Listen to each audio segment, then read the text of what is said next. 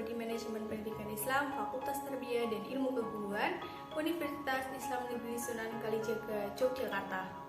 Baik, untuk yang pertama kita akan membahas tentang manajemen peserta didik yang kaitannya dengan PPDB atau penerimaan peserta didik baru. Nah, di sini saya akan menyampaikan sedikit tentang manajemen peserta didik. Mustari 2014 menjelaskan bahwa manajemen peserta didik adalah layanan yang memusatkan perhatian pada pengaturan, pengawasan, dan layanan siswa di kelas dan di luar kelas, seperti pengenalan, pendaftaran, layanan individual, seperti pengembangan keseluruhan kemampuan minat, kebutuhan, sampai ia matang di sekolah. Nah, dari manajemen peserta didik ini, kita dapat melaksanakan penerimaan peserta didik baru ini dengan baik. Dan juga seiring berkembangnya zaman, kita yang semakin cepat saat ini, peran pendidikan menjadi sangat penting bagi mempersiapkan peserta didik agar memiliki keterampilan abad 21. Salah satunya adalah dengan caranya menjawab tantangan ini adalah mengubah peran guru dari penyedia dan penyampai informasi menjadi fasilitator untuk berbagi informasi dan pengetahuan serta melatih kemampuan memecahkan masalah kepada peserta didik. Pembelajaran konstruktif menjadi salah satu alternatif dalam melatih keterampilan abad 21. Karena dalam abad 21 ini peserta didik harus mampu menjawab seluruh tantangan-tantangan di masa yang akan datang, yang akan semakin kompleks dan akan semakin kompetitif. Penerimaan peserta didik baru atau yang sering disebut dengan PPDB ini sangat penting dalam satu lembaga pendidikan. Salah satunya adalah PPDB dengan cara online. Jadi PPDB online adalah sebuah sistem yang dirancang untuk melakukan seleksi secara otomatis melalui dari proses pendaftaran, seleksi, hingga pengumuman seleksi yang dilakukan secara online atau biasanya sering kita menggunakan handphone atau menggunakan komputer sebagai perantara PPDB online ini. Sistem PPDB online ini mampu memenuhi sebagian harapan di kalangan masyarakat tentang implementasi sebuah cara penerimaan peserta didik baru yang objektif, yang transparan, akuntabel, cepat, dan akurat. Walaupun masih ada sebagian orang tua ataupun wali murid yang masih mengeluhkan tentang PPDB online ini karena mereka harus memiliki smartphone atau komputer, laptop sebagai medianya, dan juga mereka harus memiliki provider yang bagus, mereka harus memiliki jaringan yang berkualitas. Belum lagi nanti kalau misalkan web yang ada di sekolah itu sebagai penerimaan peserta didik baru itu mengalami down, itu membuat para orang tua atau wali murid ini menjadi gelisah ataupun ketakutan ketika anaknya nanti tidak bisa memilih sekolah itu, tidak bisa mendapatkan sekolah itu. Jadi PPDB online ini pasti memiliki plus dan minusnya. Walaupun juga kalau PPDB offline yang langsung datang ke sekolah itu juga pasti memiliki plus dan minusnya. Namun dalam sistem PPDB online ini mempermudah nih dari sekolah dalam pendaftaran ataupun informasi yang harus disampaikan kan jadi mudah karena dalam satu web ataupun dalam satu wadah yang bisa diakses seluruh orang gitu.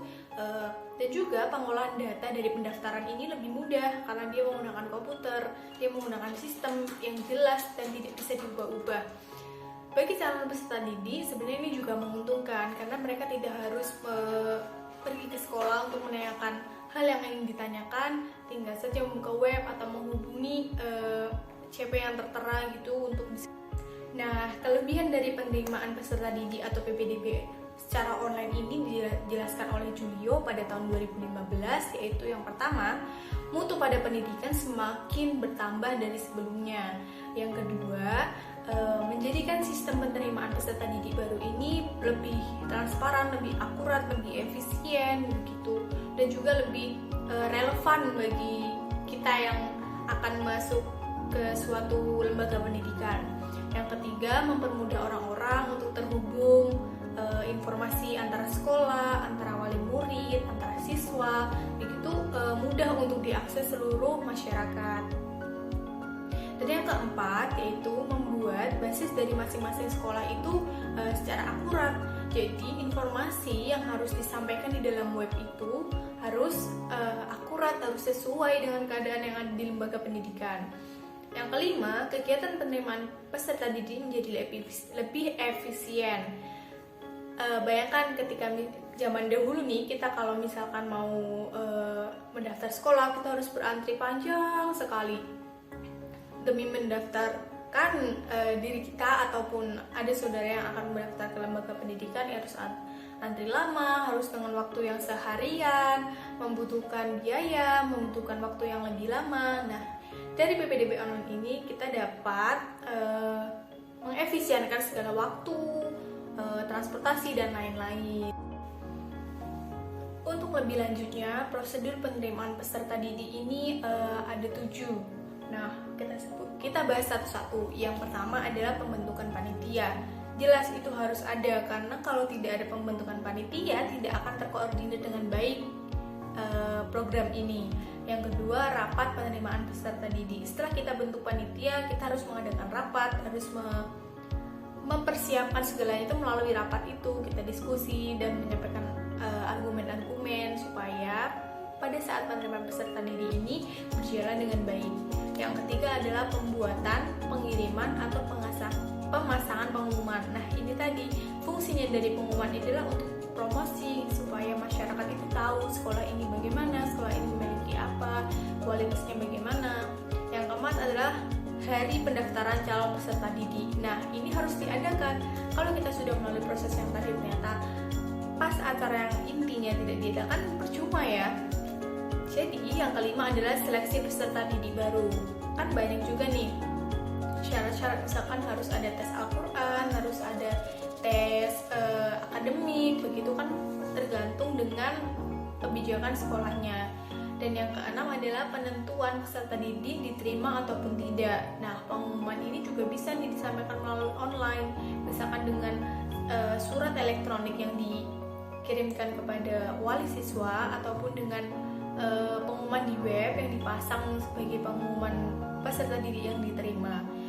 Dan yang ketujuh adalah yang terakhirnya adalah pendaftaran ulang. Ketika semua rangkaian penerimaan peserta didik baru sudah dilaksanakan, kita harus melakukan pendaftaran ulang supaya data-data yang siswa yang sudah diterima itu bisa kita screening lagi, benar apa bukan orangnya.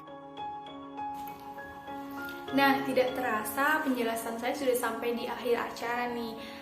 Semoga teman-teman bisa mengambil hal positifnya dari apa yang telah saya jelaskan, supaya teman-teman juga bisa mempelajari manajemen peserta didik ini lebih baik, lebih bisa mencari referensi yang lebih banyak begitu.